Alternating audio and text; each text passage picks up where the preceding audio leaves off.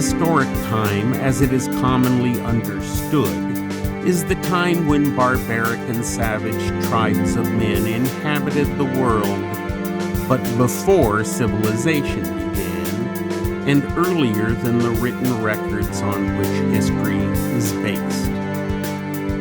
This corresponds roughly to the Pleistocene epoch of geology. It is included along with the much shorter time during which civilization has existed in the latest and shortest of the geological periods, the Quaternary. It was the age of the mammoth and the mastodon, the megatherium and Irish deer, and of other quadrupeds, large and small, which are now extinct. But most of its animals were the same species as now exist. It was marked by the great episode of the Ice Age, when considerable parts of the Earth's surface were buried under immense accumulations of ice, remnants of which are still with us in the icy covering of Greenland and Antarctica. The Age of Mammals. Before this period was a very much longer one, at least 30 times as long, during which modern quadrupeds were slowly evolving from small and primitive ancestors into their present variety of form and size. This is the Tertiary period, or Age of Mammals. Through this long period, we can trace, step by step, the successive stages through which the ancestors of horses, camels, elephants, rhinoceroses, etc., were gradually converted into their present form in adaptation to their various habits and environment. And with them were slowly evolved various kinds of quadrupeds whose descendants do not now exist. The titanotheres, elotheres, oreodonts, etc., extinct races which have not survived to our time. Man, as such, had not come into existence, nor are we able to trace any direct and complete line of ancestry among the fossil species known to us. But his collateral ancestors were represented by the fossil species of monkeys and lemurs of the Tertiary period. The Age of Reptiles. Preceding the Age of Mammals lies a long vista of geologic periods, of which the later ones are marked by the dominance of reptiles, and are grouped together as the Age of Reptiles, or Mesozoic era. This was the reign of the dinosaurs, and in it we are introduced to a world of life so different from that of today that we might well imagine ourselves upon another planet.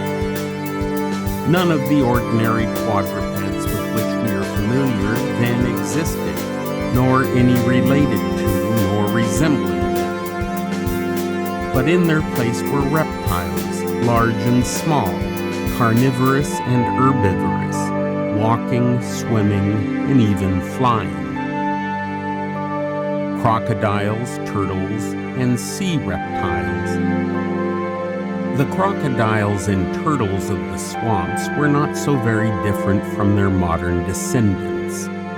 There were also sea crocodiles, sea turtles, huge marine lizards, mosasaurs, with flippers instead of feet, and another group of great marine reptiles, plesiosaurs, somewhat like sea turtles but with long neck and toothed jaws and without any carapace. These various kinds of sea reptiles took the place of the great sea mammals of modern times, which were evolved during the Age of Mammals, of whales and dolphins, seals and walruses, and manatees. Pterodactyls.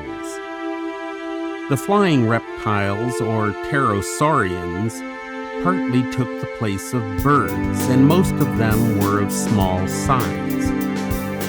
strange bat-winged creatures, the wing membrane stretched on the enormously elongated fourth finger. They are, of all extinct reptiles, the least understood, the most difficult to reconstruct and visualize as they were in life. Dinosaurs. The land reptiles were chiefly dinosaurs, a group which flourished throughout the age of reptiles and became extinct at its close. Dinosaur is a general term which covers as wide a variety in size and appearance as quadruped among modern animals. And the dinosaurs in the age of reptiles occupied about the same place in nature as the larger quadrupeds do today.